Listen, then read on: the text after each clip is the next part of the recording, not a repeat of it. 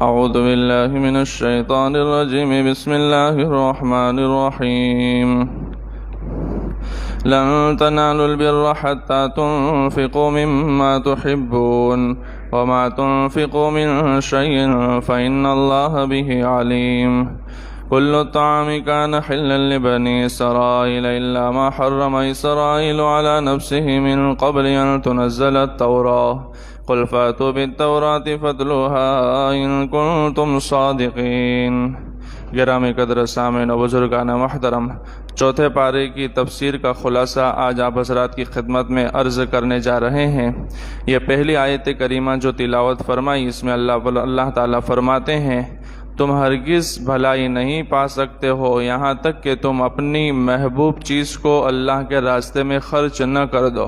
وَمَا تُنْفِقُوا مِنْ شَيْءٍ فَإِنَّ اللَّهَ بِهِ عَلِيمٌ، اور جو کچھ بھی تم خرچ کرو گے اللہ تعالیٰ اس کو جانتا ہے۔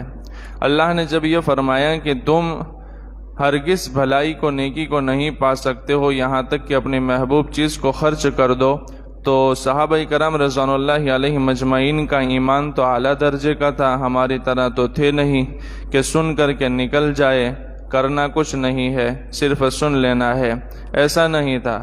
صحابہ کرام نے جب یہ آیت کریمہ سنی تو حضرت ابو طلحہ رضی اللہ تعالی عنہ حضور پاک صلی اللہ علیہ وسلم کی خدمت میں حاضر ہوئے اور فرمائے یا رسول اللہ صلی اللہ علیہ وسلم، میرے بہت زیادہ مال ہے، لیکن جب میں نے غور و فکر کیا تو میرا ایک باغ مجھے سب سے زیادہ محبوب ہے، پسند ہے، اس کو میں دل و جان سے چاہتا ہوں اور میں نے اس میں بہت زیادہ محنت کی ہے۔ اور وہ باغ ایسا تھا کہ حضور پاک صلی اللہ علیہ وسلم خود کبھی کبھی اس باغ کی زیارت کے لیے تشریف لے جاتے تھے، تو وہ میں اللہ تعالیٰ کے راستے میں صدقہ کرنا چاہتا ہوں۔ حضور پاک صلی اللہ علیہ وسلم نے فرمایا چلو تمہارا صدقہ قبول ہے، لیکن میرا حکم یہ ہے کہ تم یہ اپنا باغ اپنے چچا زاد بھائیوں کو دے دو۔ تو فرمایا کہ میں نے تو اللہ کے راستے میں دینا ہے۔ حضور پاک صلی اللہ علیہ وسلم نے فرمایا کہ آپ کا باغ اللہ کے راستے میں قبول ہو گیا ہے، اب میں حکم کر رہا ہوں تم دے دو۔ تو انہوں نے اپنے چچا زاد بھائیوں کو دے دیا۔ ہمارے یہاں بھی یہ سمجھا جاتا ہے کہ اللہ کے راستے میں دینے کا مطلب مسجد میں لگاؤ، مدرسے میں لگاؤ اور نیکی کے کام میں لگاؤ۔ اپنے بھائی بیچارے غریب ہے، اپنی بہن غریب ہے، اپنے رشتہ دار غریب ہے، چچا غریب ہے، چچا ساتھ بھائی غریب ہے، اس کے بارے میں اگر کہ لگانے کا کہتے ہیں تو وہ سمجھ میں نہیں آتا ہے کہ اس کے ہاتھ پاؤں ہے وہ کما لے گا۔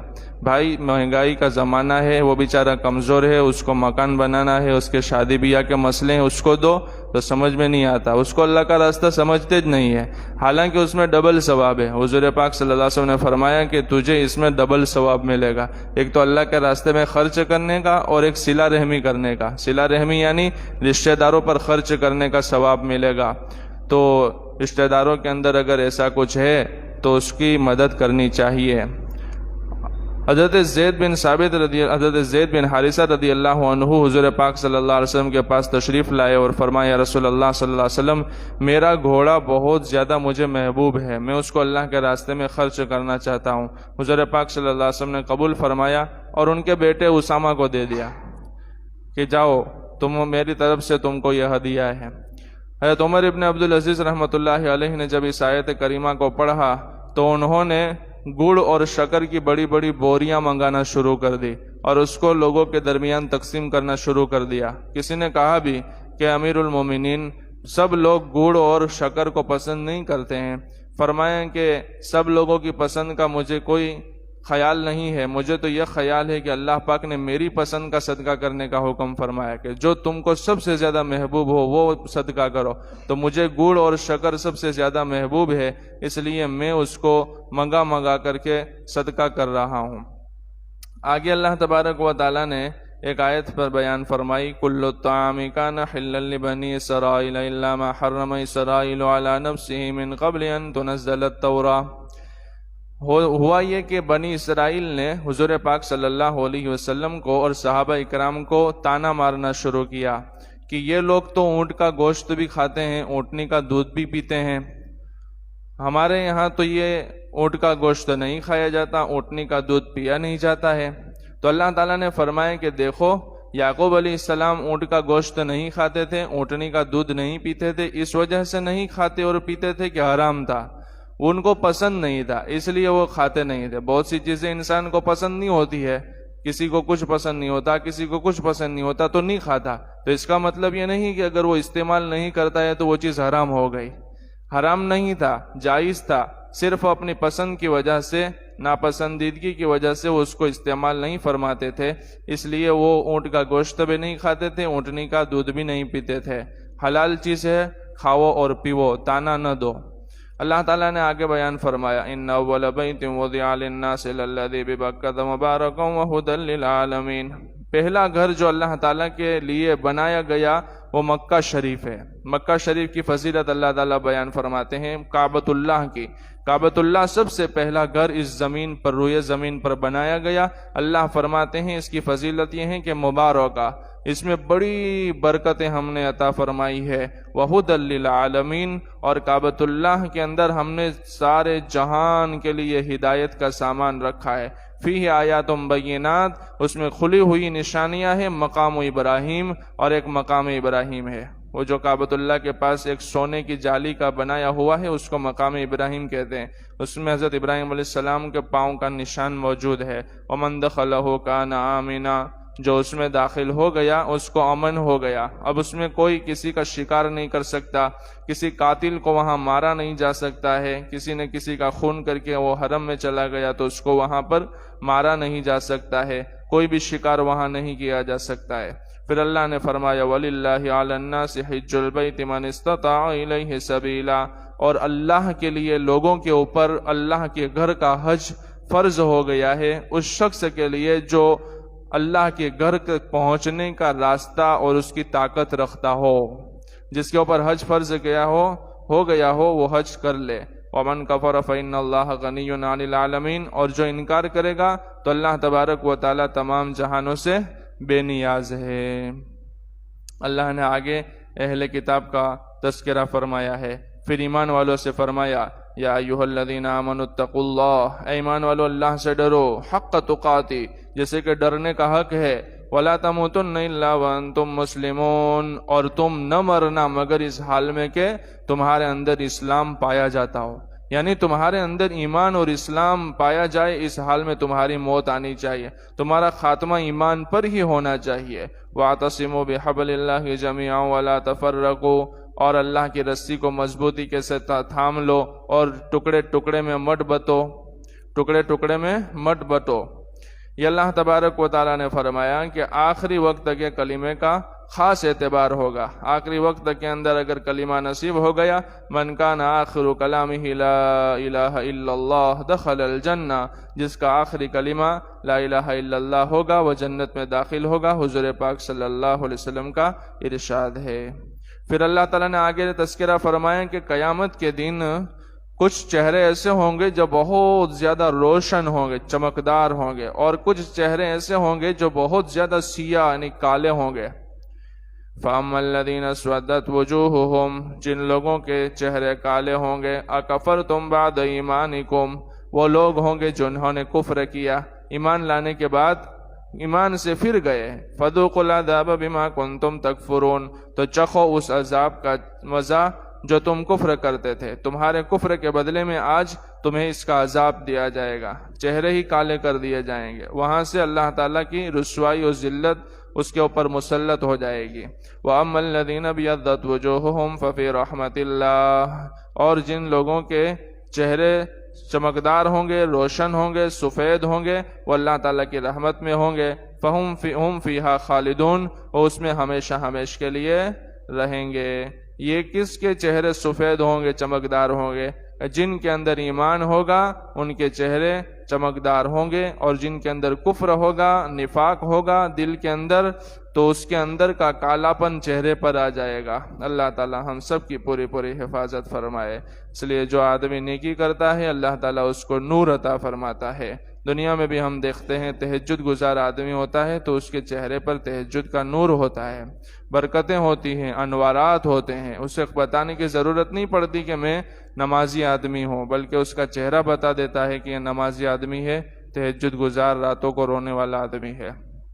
پھر اللہ تعالیٰ نے ہماری تعریف فرمائی، ہماری یعنی امت محمدیہ صلی اللہ علیہ وسلم کی تعریف فرمائی۔ اور تعریف کیوں فرمائی؟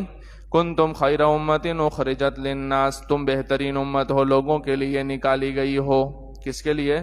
یہاں ایمان والوں کے لیے نہیں، اسلام والوں کے لیے نہیں، اور عرب والوں کے لیے نہیں، بلکہ ساری کائنات کی انسانیت کے لیے تمہیں بنایا گیا ہے۔ تمہارا کام کیا ہے؟ تمہاری تعریف کس بنا پر ہو رہی ہے؟ تأمرون بالمعروف وتنہون عن المنکر، تم بھلے کام کا حکم کرتی ہو، وتنہون عن المنکر، اور تم برے کاموں سے روکتے ہو، وتؤمنون باللہ، اور اللہ تعالیٰ کی ذات پر تم ایمان لاتے ہو، اس لیے تمہاری تعریف ہو رہی ہے۔ اگر یہ تین کام تم نے چھوڑ دیے تو پھر تمہاری تعریف کا کوئی مطلب بنتا نہیں ہے۔ ایک کام یہ ہے کہ اچھے کاموں کا حکم کرو، برے کاموں سے روکو، اور اللہ کے اوپر پکا ایمان لاؤ، تو اللہ تعالیٰ کی تعریف میں ہم شامل ہو جائیں گے۔ پھر اللہ تبارک و تعالیٰ نے آگے اہل کتاب کا ذکر فرمایا ہے۔ آگے چل کر کے اللہ تعالیٰ نے فرمایا ان الذین کفروا لن تغنی عنہم اموالہم ولا اولادہم من اللہ شیئا، بے شک وہ لوگ جنہوں نے کفر کیا، کافر ہوئے، لن تغنی عنہم اموالہم، ان کو ان کی اولاد بھی کام نہیں آئے گی، اور ان کی مال بھی کام نہیں آئیں گے۔ اموالہم ان کے مال، اولادہم اور ان کی اولاد، ان کو کچھ بھی اللہ کے مقابلے میں کام نہیں آئے گی۔ جو کرنا ہو دنیا میں کر لو، دنیا میں جو کچھ کر لیں گے اس کا ثواب اللہ تبارک و تعالی آخرت کے اندر عطا فرما دے گا۔ پھر اللہ تبارک و تعالی نے آگے چل کر کے فرمایا ایمان والوں کو تسلی دیتے ہوئے ان تمسسکم حسنۃ تسؤہم، صحابہ کو جنگ کے اندر شکست ہوئی اور ان کو نقصان پہنچا تو ان کو تسلی دیتے ہوئے اللہ فرماتے ہیں اگر تم کو کوئی بھلائی پہنچتی ہے تسؤہم، تو ان لوگوں کو برا لگتا ہے، یعنی منافقین کو اور تمہارے دشمنوں کو برا لگتا ہے۔ وَإِن تُصِبْكُمْ سَيِّئَةٌ يَفْرَحُوا بِهَا، اور اگر تم کو کوئی برائی پہنچتی ہے تو ان کو اچھا لگتا ہے، وہ اس سے خوش ہوتے ہیں، لیکن تم کو کیا کرنا ہے؟ وَإِن تَصْبِرُوا وَتَتَّقُوا لَا يَضُرُّكُمْ كَيْدُهُمْ شَيْئًا، اور اگر تم نے صبر کیا، تقوی اختیار کیا، اللہ کا خوف کھایا، لَا يَضُرُّكُمْ كَيْدُهُمْ شَيْئًا، تو تم کو ان کی تدبیریں، ان کی پلاننگ، ان کے منصوبے کچھ بھی نقصان نہیں پہنچائیں گے۔ تمہارے اندر صبر ہونا چاہیے اور تمہارے اندر تقوی ہونا چاہیے۔ ان اللہ بما یعملون محیط، اور اللہ تعالیٰ جو کچھ بھی وہ کام کر رہے ہیں سب کے احاطے میں لیے ہوئے ہیں، سب کو گھیرے ہوئے ہیں، اللہ کا علم سب کے اوپر محیط ہے۔ پھر اللہ تعالیٰ نے ایمان والوں کو مزید تسلی دی، کیونکہ جنگ احد کے اندر مسلمانوں کو بہت زیادہ نقصان ہو گیا، بہت زیادہ نقصان ہو گیا، جان کا، مال کا۔ یہی جنگ تھی، یہی لڑائی تھی جس میں حضور پاک صلی اللہ علیہ وسلم کے دندان مبارک شہید ہوئے، آپ کی خود کی کڑی آپ کے چہرے انور کے اندر گھس گئی تھی اور آپ کو خون آلود ہو گئی، آپ خون آلود ہو گئے تھے، آپ پیچھے گڑھے میں گر گئے تھے، گڑھے کا کنارہ آپ صلی اللہ علیہ وسلم کے پیچھے گردن کے اندر لگ گیا تھا، اور حضرت طلحہ رضی اللہ عنہ پورے زخمی ہو گئے تھے، کیونکہ جتنے تیر اور تلوار آ رہے تھے سب اپنے بدن پر لے رہے تھے، تو اس میں بہت زیادہ نقصان ہوا تھا مسلمانوں کا۔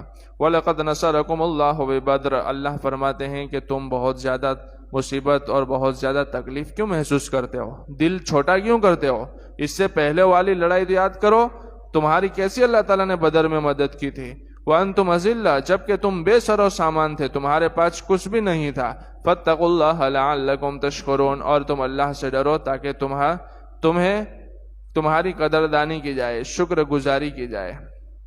پھر اللہ تعالیٰ نے آگے بیان فرمایا، کل بھی آیا تھا، آج بھی آیا، یا ایھا الذین آمنوا لا تاکلوا الربا، اے ایمان والو سود مت کھاؤ، بیاج مت کھاؤ، چکروتی بیاج، اضعافا مضاعفا، یعنی ایک کے اوپر دوسرا، دوسرے کے اوپر تیسرا، تیسرے کے اوپر چوتھا، اضعافا مضاعفا، کہ تم چکروتی بیاج مت کھاؤ۔ واتقوا اللہ لعلکم تفلحون، اور اللہ سے ڈرو تاکہ تم کامیابی کو پہنچ جاؤ۔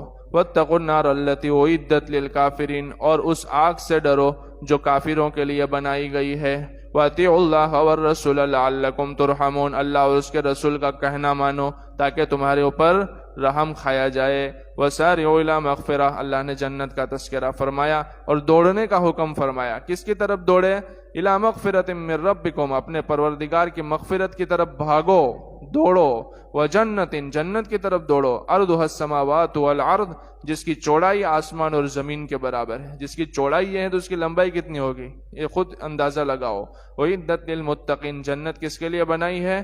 تقوی والوں کے لیے۔ الذین ينفقون فی السراء والضراء، تقوی والے کون ہیں، اس کی خصوصیات کیا ہے، اس کی خوبیاں کیا ہیں؟ جو اللہ کے راستے میں خرچ کرتے ہیں، تنگی میں بھی، فی السراء والضراء، خوشی میں بھی اور تنگی میں بھی، والکاظمین الغیظ، اور غصے کو پینے والے ہیں، والعافین عن الناس، اور لوگوں سے درگزر کرنے والے ہیں۔ غصہ پینا بہت بڑا ثواب ہے۔ ایک صحابی نے فرمایا رسول اللہ صلی اللہ علیہ وسلم مجھے نصیحت فرمائی۔ آپ صلی اللہ علیہ وسلم نے فرمایا لا تغضب، غصہ مت کر۔ پھر فرمایا مجھے نصیحت فرمائیے، فرمایا لا تغضب، غصہ مت کر۔ پھر فرمایا مجھے نصیحت فرمائیے، حضور نے فرمایا لا تغضب، غصہ مت کر۔ ہمارے یہاں تو بچہ غصہ کرتے ہیں تو لوگ کیا کہتے ہیں؟ ابھی بچہ ہے اس لیے ضدی ہے۔ جوان غصہ کرتا ہے تو کیا کہتے ہیں؟ ابھی اس کا خون گرم ہے۔ پھر جب بوڑھا غصہ کرتا ہے تو کیا کہتے ہیں؟ بھائی یہ تو اب کرے گا جنے۔ تو پھر یہ غصہ کب پیے گا؟ بچپن میں بھی اگر وہ معذور ہے اور اگر اس کا خون گرم ہے تو غصہ کر سکتا ہے، اور بڑھاپے میں بھی غصہ کر سکتا ہے، تو پھر یہ غصہ پیے گا کون سے زمانے میں؟ تو غور و فکر کرنے والی بات ہے۔ پھر اللہ نے آگے چل کر کے فرمایا وَلَا تَهِنُوا وَلَا تَحْزَنُوا، اور غم نہ کھاؤ اور رسوائی محسوس نہ کرو، وَأَنْتُمُ الْأَعْلَوْنَ إِن كُنتُم مُؤْمِنِينَ، تم ہی سر بلند رہو گے اگر تمہارے اندر ایمان ہے۔ حالات جتنے بھی خطرناک بھیانک آ جائے، لیکن اگر تمہارے اندر ایمان پکا ہے، مضبوط ہے، اللہ پر تمہیں بھروسہ ہے، تمہارے اعمال ٹھیک ہے، تو تم ہی ایک دن غالب آؤ گے۔ پھر اللہ تعالیٰ نے آگے چل کر کے فرمایا واللہ یحب الصابرین، اللہ تعالیٰ صبر کرنے والے کو پسند فرماتا ہے۔ اللہ یہ صبر کرنے والے کون ہے؟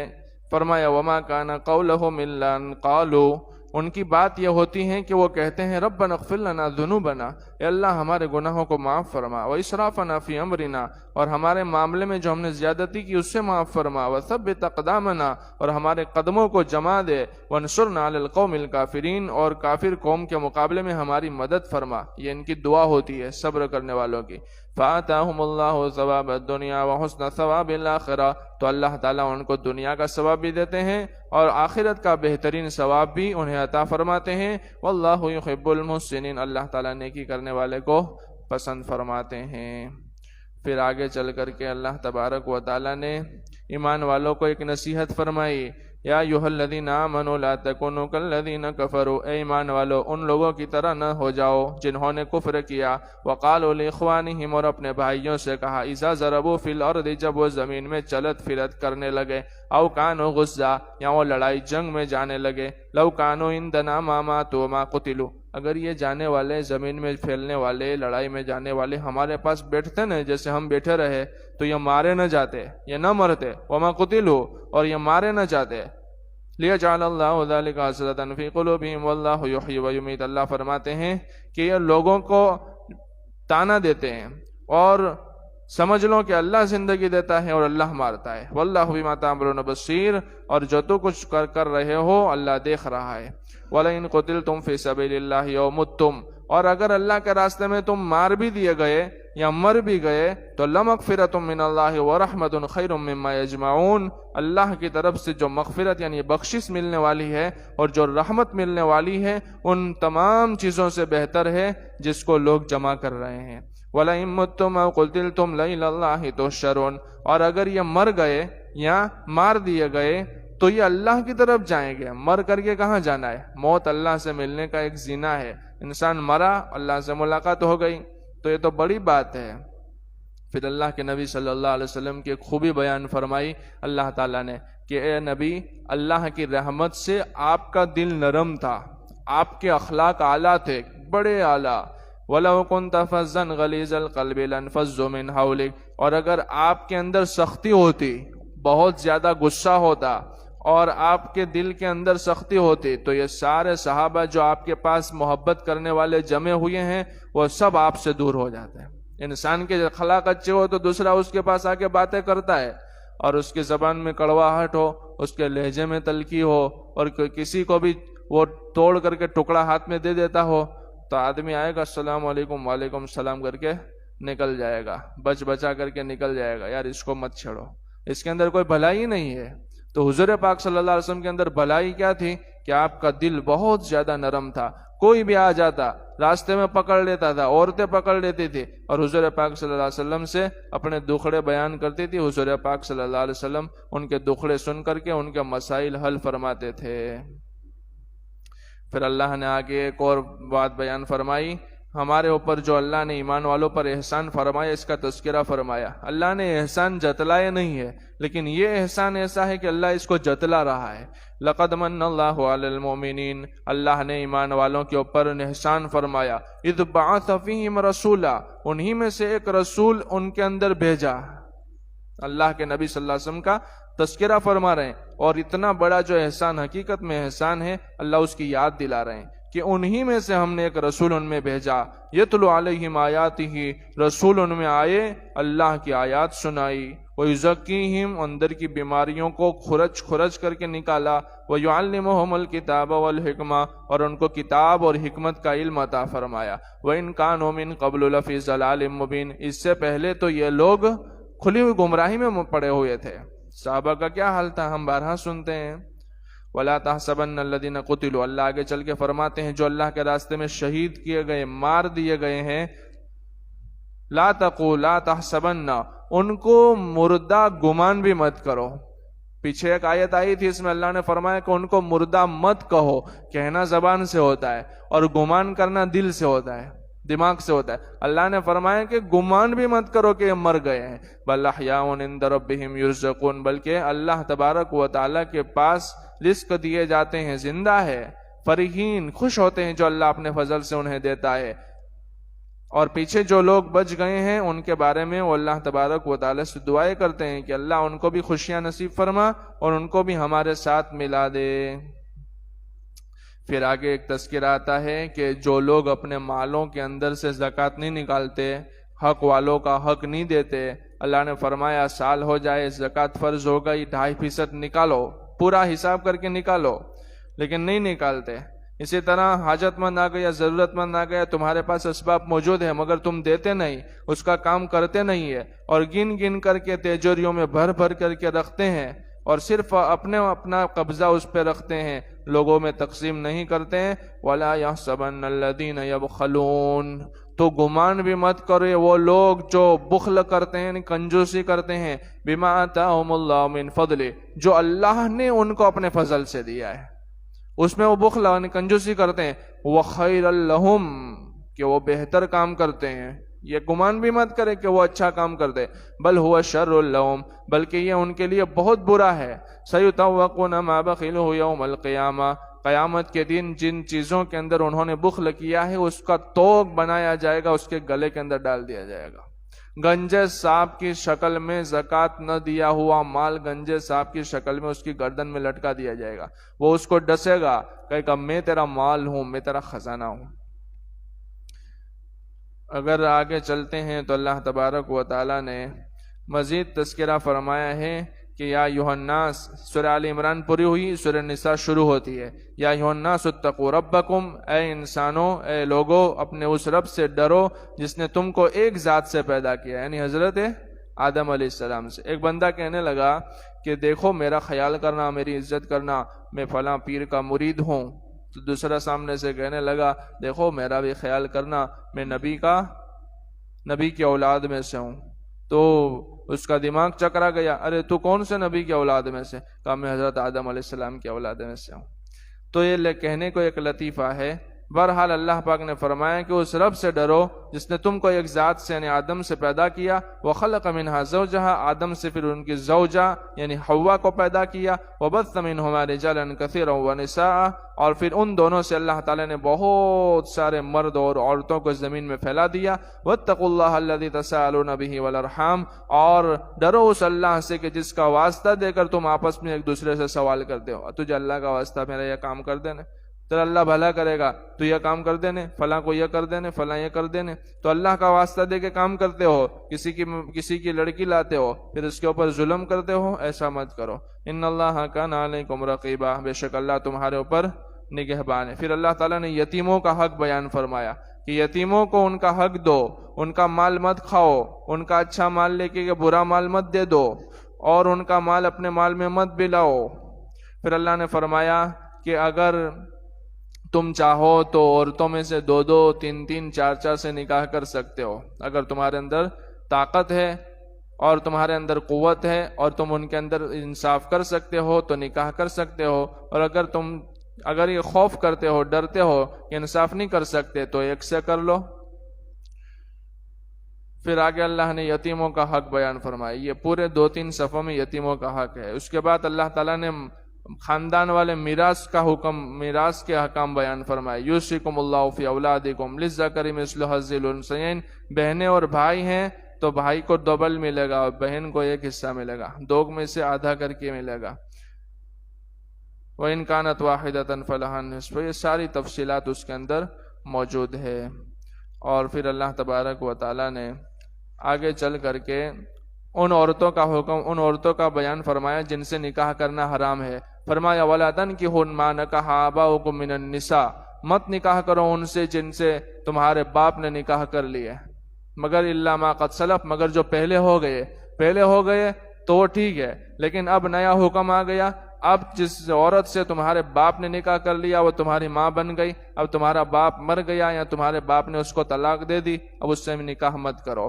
حرمت علیکم امہاتکم، تمہارے اوپر حرام کر دی گئی ہے تمہاری مائیں، وبناتکم، تمہاری بیٹیاں، واخواتکم، تمہاری بہنیں، وعماتکم، تمہاری پھوپھیاں، وخالاتکم، تمہاری خالائیں، وبنات الاخی، اور بھتیجی، وبنات الاختی، اور بھانجی، وامہاتکم اللاتی ارضعنکم، وہ عورت، وہ مائیں جن کا تم نے دودھ پی لیا، واخواتکم من الرضاعتی، اور تمہاری رضائی بہنیں، وامہات نسائکم، اور تمہاری عورتوں کی مائیں نساس، وربائبکم اللاتی فی حجورکم من نسائکم اللاتی دخلتم بہن، اور وہ ربائب کہ جو تمہاری گود میں ہیں، تمہاری ان عورتوں سے جن سے تم نے دخول کر لیا، یعنی صحبت کر لی، یعنی ایک عورت سے تم نے نکاح کیا اور اس عورت کی جوان لڑکی بھی پہلے شوہر سے موجود ہے، اب اس کی ماں سے تم نے صحبت کر لی اور پھر تم چاہو کہ تم اس کی اگلی بیٹی سے نکاح کرو تو یہ نہیں ہو سکتا ہے، وہ تمہاری بیٹی کے درجے میں ہو گئی۔ فَإِن لَمْ تَكُونُوا دَخَلْتُمْ بِهِنَّ فَلَا جُنَاحَ عَلَيْكُمْ وَحَلَائِلُ أَبْنَائِكُمُ الَّذِينَ مِنْ أَصْلَابِكُمْ وَأَن تَجْمَعُوا بَيْنَ الْأُخْتَيْنِ، اور 2 بہنوں کو بھی ایک ساتھ نکاح میں جمع مت کرو، 2 بہنوں کو ایک ساتھ نکاح میں جمع کرنا بھی حرام ہے۔ ہاں ایک گزر گئی، ایک مر گئی، پھر اس کے بعد دوسری بہن سے نکاح کر لیا تو یہ جائز ہے۔ اللہ تعالی ہم سب کو عمل کی توفیق عطا فرمائے۔ صلی اللہ علیہ خیر خلقہ محمد و صحبہ اجمعین۔